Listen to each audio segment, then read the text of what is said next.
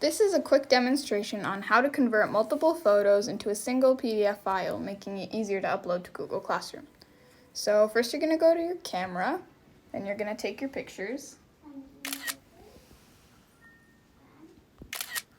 And now you're going to go to your photo gallery, and in the upper right hand corner you're going to click select, and then you tap on the photos. Then you go to the bottom left hand corner and click share. And you swipe down and you find print. Now zoom in using your 2 fingers on the screen, slowly moving them apart. So now it's a saved file. And so top right hand corner, and you're going to click the share button. Now you click save to files.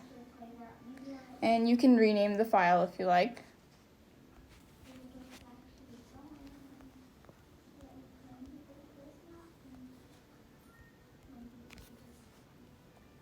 And now you click save, which is in the top right corner.